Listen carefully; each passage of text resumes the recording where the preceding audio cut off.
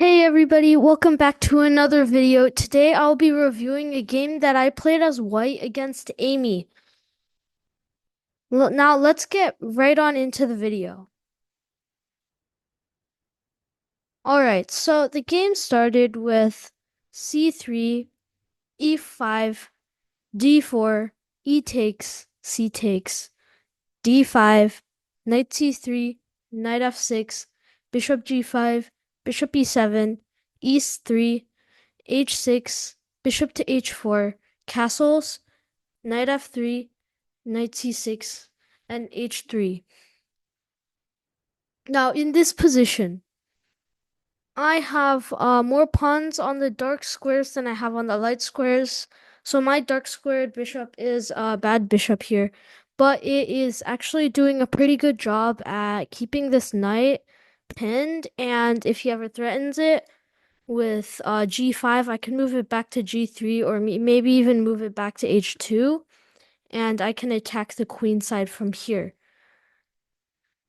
He played bishop to f5, bishop to d3, trying to trade off the light squared bishops, takes, queen takes, rook to e8, and castles kingside. Now, my plan in this position is to get my rooks onto the c file and attack the c7 pawn and the rest of the queen side. Now, he played knight to h5, trying to trade off the bishop. Bishop takes, knight takes, rook f to c1, c6, strengthening the d5 pawn and moving the c7 pawn away from the vulnerable c7 square. I played knight to a4, trying to play knight to c5, knight to f6, knight to c5, rook to b8, rook to c3. Now in this position, I'm trying to get my rook to b3 or a3 to try attack the a7 or the b7 pawns. Knight to e4 and rook to c2. If I had played knight takes, then he would have played d takes, and after queen takes, she probably would have played knight to d5. Instead of playing this, I played rook to c2, and now I'm threatening to win the knight on the next move. If they play a6 or some other move like that, I can play knight takes, pawn takes, and then queen takes, because there's nothing for the knight to threaten when it moves away with a discovered attack. Now instead, she played knight takes c5, rook takes c5, queen to b6, queen to a3, a6, and rook a to c1. Now I can bring my c3 rook back to c5 rook back to c3 and play that rook to b3. Knight to f5, knight to e5, threatening knight to d7. She did not see this and played knight to d6. Knight to d7 here actually is not the best move. I could have just played knight takes c6, and if they played pawn takes, I play rook takes c6, queen takes b2, and queen takes d6. Now instead I played knight to d7, which also wins an exchange. Queen to c7, knight takes, queen takes, and queen to d3. I'm trying to get my rook to b3 and attack the b7 pawn with those two rooks.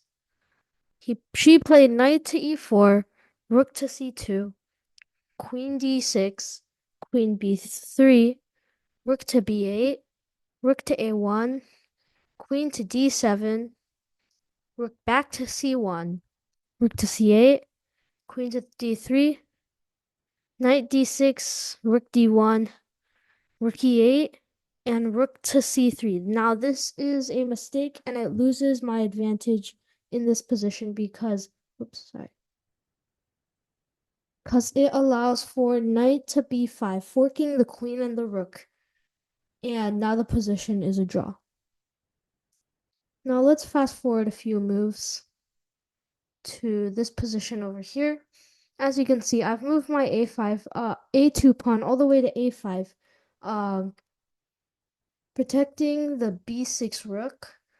And my queen and my rook are doubled attacking the b7 pawn, meaning that the queen and rook cannot leave here.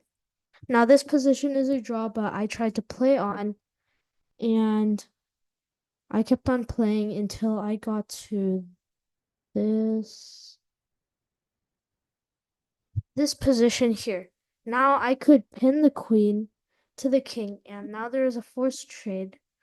f5, rook to b3, f4, and king to h2. Instead, I could have played e takes f4, and the position is still equal.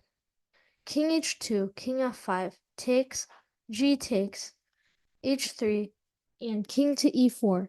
Now his king is extremely active while my king is not. And his king may be able to move to f3 later or pawn to f3 and threaten the e1 square with his rook. I played rook to b4, rook to f7, king to g2, f3, king to f1, and king to d3. Now, if I had played rook to b3, I was scared that he could play king to d2 and later play rook to e7, threatening rook to e1 checkmate. So instead I played h4, allowing my king to escape with g1, g2 if she played king to d2. Instead, she played king to c2, and I played rook to a4. Now she probably could have played king to d2. And after I played king to h1, rook to h7, rook to a1, rook to e1, trade, trade. And now my king is in a much worse position than hers. Now instead, she played king takes b2, taking the free pawn.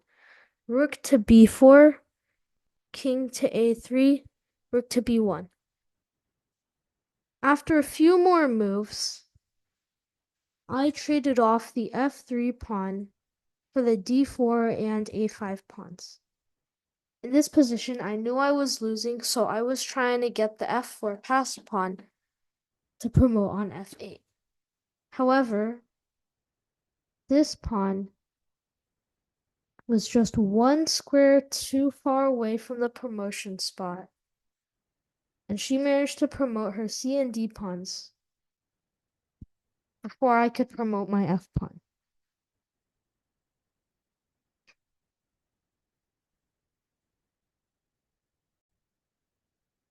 Thank you everybody for watching this video. I hope you had a great time. It was a very long game, 102 moves. I had a lot of fun playing it, and I hope you enjoyed this video. See you next week.